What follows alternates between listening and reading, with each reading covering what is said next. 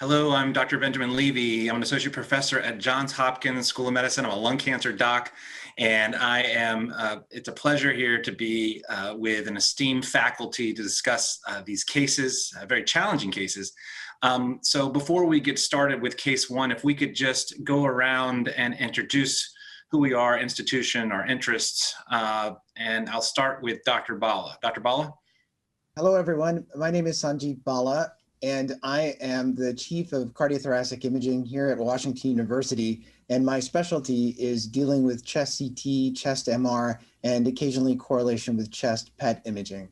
I'm Kristen Higgins. I am a radiation oncologist at Winship Cancer Institute of Emory University, and I'm an associate professor specializing in thoracic malignancies. My name is Tom Stinchcombe. I'm a full professor at Duke Cancer Institute in Durham, North Carolina. My specialty is thoracic oncology. I am a medical oncologist. I'm Varun Puri. I'm a thoracic surgeon at Washington University in St. Louis, and I'm a professor of surgery here. Welcome, everyone. We're going to go over several cases today, and I think all the cases really will grab from each of the specialties quite nicely. We'll start with case one. Just a brief overview of this case. This is a 51-year-old never smoker with ALK-positive lung cancer with CNS involvement at diagnosis. He has surgery at the time of his diagnosis to stage and diagnose him, and then receives some brachytherapy, receives as a first-line therapy crizotinib bevacizumab for 2 years, then is sequenced to alectinib and has some mixed response to alectinib, which we'll go over. So this patient's past medical history has a history of depression.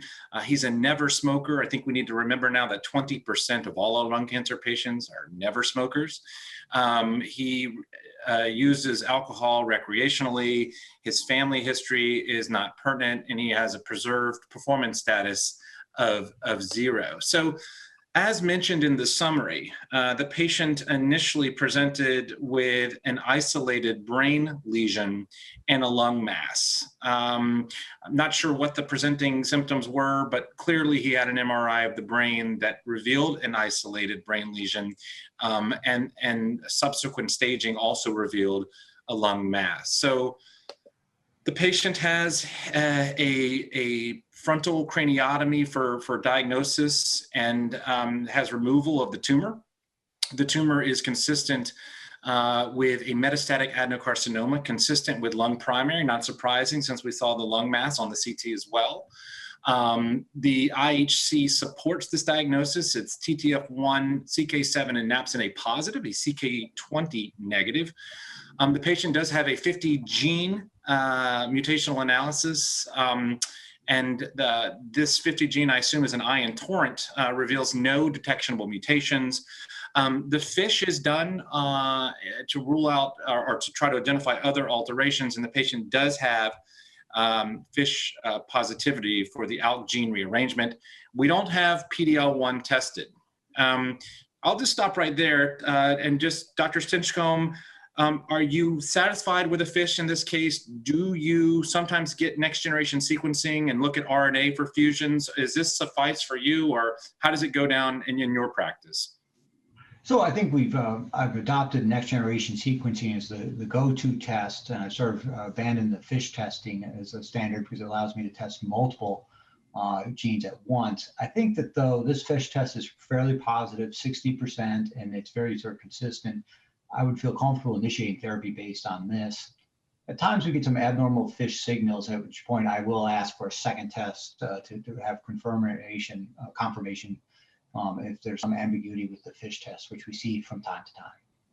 Yeah, I think our experience has been very similar with we initially had been using FISH, and we're moving away from that given some of the challenges with interpretation of FISH, moving on to a next generation sequencing. But I think it's a perfectly acceptable test to identify an ALK rearrangement. And in this case, we did see that the FISH was positive. So in summary, we already talked. The patient did have a right frontal craniotomy. We've already gone over the diagnosis. The patient received brachytherapy after the right frontal craniotomy at diagnosis, and I'll talk to Dr. Higgins in 1 second. They received right and left parietal SRS 21 gray. And the patient then went on to receive chemotherapy. It says here adjuvantly. I would just put, consider this first-line metastatic treatment, and went on to receive crizotinib monotherapy. Bevacizumab was added to the crizotinib, not due to progressive disease on crizotinib, but as part of the standard of care at an outside hospital. We'll talk about the patient was then sequenced to alectinib, which the patient is currently on. So, Dr. Higgins, can you talk to us? Patient has a resection of an isolated brain lesion. What your approach is in terms of consolidative radiotherapy in these patients? Sure. So standardly, we would give radiation to the resection bed to reduce the risk of local recurrence in that region. We would typically do stereotactic radiosurgery, either 1 fraction to 5 fractions, depending on how large the resection bed is. So it could be delivered relatively easily, low side effect profile given it's localized. You're not giving whole brain treatment. There are some new brachytherapy techniques that are being used. There's something called gammatile, which is a bioreabsorbable collagen wafer that surgeons can insert into the resection cavity that actually has cesium seeds implanted in it, and it can deliver focal radiation to the resection bed and can, it lessens the amount of trips a patient has to come in for resection bed radiation, which is certainly favorable in the COVID-19 pandemic. But I would say most centers here in the United States would do linear accelerator-based stereotactic radiosurgery to the resection bed. Okay, and we'll get back to some of the challenges in the CNS for this patient. Dr. Stinchcombe, just thoughts on how to manage ALK-positive disease. And I think this is a little bit outside the standard of care, what was done, what you're doing for your patients, and is there a role for crizotinib as first-line therapy for ALK-rearranged lung cancer? Is there a role for bevacizumab added to that, or have we moved beyond that and are moving it to different therapies at this point? So I don't think there's a role for first-line crizotinib. Now, of course, we don't know the time course of this patient. He might have initiated therapy when crizotinib was the standard of care, but we've had a number of phase 3 trials with alectinib, brigatinib, ensartinib, and most recently lorlatinib that have all shown superiority in 2 things: progression-free survival, but also CNS progression-free survival. And it's clear that these drugs are a significant improvement on the weaknesses of crizotinib. And so I think those are the standard of care for most patients. I'm not aware of any data showing that the addition of bevacizumab to an ALK TKI improves outcome personally. And of course, bevacizumab has its own set of risks and inconveniences. And so personally, would not do that outside the context of a clinical trial. Okay. So this patient is receiving alectinib, but now has some pertinent positives, has no symptoms, but I guess a routine brain MRI is performed, and maybe we can go through. This patient is on alectinib currently, doing well, but now has what we see here on the MRI. Dr. Bala, can you walk us through kind of what we're seeing here? Absolutely. So we've got just 2 images from what's called a flare sequence. And on the flare sequence, it's designed so that CSF is turned black. And so pathology will turn up as these white areas. And so on the image on the left, you can see that there's this one area of high signal that is anteriorly in the right frontal lobe. And on the image on the right, you can see that there are 2 foci that are posterior in the region of the parietal lobules, one on the right and one on the left, right behind the centrum semiovalle region. And there's another lesion that's been commented on, but we don't have an image of that. But these are very suspicious, obviously, for metastases or a recurrence in the brain. This kind of pattern is pretty typical for neoplasm. Thank you. So we were clearly what we're seeing here. Patient was on crizotinib bevacizumab, then developed progression, was placed on alectinib, and then a routine MRI here, asymptomatic patient, but seeing some progressive disease in the brain. And so as a further workup, the patient also gets a CAT scan done as well. And Dr. Bala, I'll stick with you now. Just what you're seeing here on the CAT scan that was done at the same time that the MRI was done. So the CAT scan was reviewed with a prior study, and again, the image on top is a lung window, which shows that there's a stable lung nodule, which has been known, I guess, and then there was also a small hilar lymph node, but there was no new disease, there was no evidence for metastases, and so it looked like the chest, abdomen, pelvis showed no evidence of recurrent disease.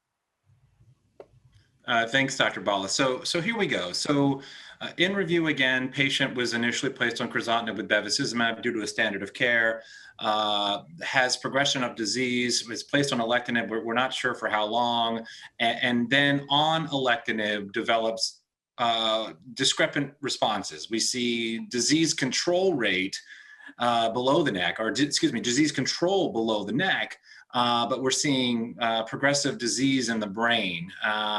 And we've got imaging of both the MRI and the CAT scan. So I guess the question here is, and it's a challenging one, how do you manage this patient with an excellent systemic disease control on alectinib after progression of crizotinib, but with these intermittent new CNS lesions asymptomatic? So I'll start there, and maybe we can go back to Dr. Higgins. Dr. Higgins, putting this into your court, what do you think here, and what are the options for what you're seeing on the brain MRI? Yeah, so, these areas are small, sub-centimeter. They certainly would be amenable to stereotactic radiosurgery in a single fraction. So we certainly could give SRS, and I think the toxicity would be quite low. And I think that's pretty straightforward. If the patient is progressing in areas that haven't received prior radiation, it becomes a lot harder for me if they're progressing in the area that has been previously irradiated. And that's when I think there's a real challenge, and we have to, reach out to our neurosurgeons and look at possible re-resection as another option for local therapy. Dr. Higgins, do you ever consider in a patient like this who has a few areas of relapse in the brain on a targeted therapy, is whole brain an option here? Was it an option 5 years ago? Are you moving away from that? Yeah, I mean, it's always an option, but not one that I would want to use. Just because of the toxicity, and you're going to take down your patient's performance status. They're going to lose their hair. They're going to have significant fatigue. They're going to have cognitive side effects afterwards. So I try to avoid whole brain radiation as much as possible in our lung cancer patients. Using SRS is a great alternative. And then if SRS is not an alternative, then I'll talk with my medical oncologist and say, what do you think? Can we observe these? They're asymptomatic. Or do you want to switch to a different targeted therapy to see if we can get some leverage out of a different agent? And I would do that before I would pull the trigger on whole brain radiation. You took the question right out of my mouth, which was going to be directed back to that. No, it's a good segue to Dr. Stinchcombe, because I think this case really highlights how, number one, how quickly we're moving in the field, and how both the diagnostic and treatment paradigm is changing quickly, but how much we have to communicate with one another within disciplines, given what we're seeing here. Dr. Stinchcombe, your thoughts on what you would do, and if this patient saw you first, I'm going to put you in an unfair situation, but if this patient saw you first and hadn't seen the radiation oncologist yet, well, what would you be thinking here for next line of therapy and potential referral to radiation oncology? So Ben, I'm sorry, Dr. Levy, this is a great question because it's like a real life question that we struggle with. And I think if I saw this patient, I think in two broad ways. Would I do SRS and try and continue the alectinib, trying to extend the duration because he's got a very good extra CNS response? Or your option is lorlatinib, which has a response rate of about 40% and a significant CNS activity. The one hesitancy with lorlatinib is it's not as user-friendly in terms of the high cholesterol, and it can cause some mood and cognitive effects, as well as edema and sensory neuropathy. And so I'm going to make a statement, and I realize others may disagree, is that I would advocate that this person would get SRS and continue the alectinib, because when we only have so many ALK TKIs, you want to extend the life of each one, because these people are living 4, 5, 6, 7 years now, and you don't want to transition too rapidly, I think, and you always want to keep your options open. So I think that's what I would do as well, would be if the brain could be controlled with local measures and we've got good systemic control below the neck and the patient's tolerating the alectinib, I would also hesitate to switch therapies. But now I'm going to put you in an unfair situation, which is, what if the patient did have, at the same time as the CNS progression, did have progression in the lungs, and was not symptomatic, but clearly had progression in some new areas, a new adrenal met, a new bone met, an area, the overall burden of disease seemed to be picking up. What would you do in that setting? And I would be more inclined to switch to lorlatinib because I think that you're having a multifocal disease progression. I think and so I think that most likely, and it sounds like there's so many spots that they're outside the field where we could do the algo progression consolidation radiation approach. Yeah. And I think I would do that for systemic progression at this point. And then this is not evidence-based, but I'll say it anyway. Sometimes I get a ctDNA, and if they have the G1202R, that's molecular mechanism of resistance to alectinib, then I feel better about switching to lorlatinib because that's a drug that specifically hits that resistance mechanism. Yeah. That's a good point. I was going to ask that question next. And, would you do a biopsy or would you do a ctDNA interrogation to look for these secondary mutations, given that if we identify them, we think that these secondary mutations may predict response to lorlatinib? Is there any role, the question here that came up, what about, we don't know what the PD-L1 is. Is there any role for, outside of lorlatinib, if that would be your second choice, would you consider giving immunotherapy with or without chemotherapy for, let's say the PD-L1 was 80% and they were ALK positive? We knew that from the beginning, got crizotinib, bevacizumab, got alectinib, had progression both in the brain and in the lung. The brain is radiated with SRS. They turn to you. Is there a role for immunotherapy in these patients? So I think we know that even if the PD-L1 is high in ALK positive patients, it doesn't have the same predictive capacity as other settings, and that the response rate to single agent immunotherapy is 5 to 10% at best, And so I don't think there's a role for single agent immunotherapy. I think there could be a role for carboplatin pemetrexed or the 4-drug carbotaxol bev atezo, because there were patients with ALK rearrangements who got ALK TKIs enrolled on that one. And I think those would be the two options I would present to the patient. But I don't see a role for single agent immunotherapy in this situation in my practice. Yeah, I would agree. I think we've learned at least that the data would suggest response rates close to 0 to 5% with single agent immunotherapy in an ALK positive patient, at least based on some retrospective data. So that concludes this case. So in summary, I think, what the panel would suggest would be, in this case where you've got CNS relapse, but disease control below the neck, that the SRS, if possible, should be delivered to the brain lesions, and the patient should continue on the alectinib. Is everyone in agreement with that? Yes.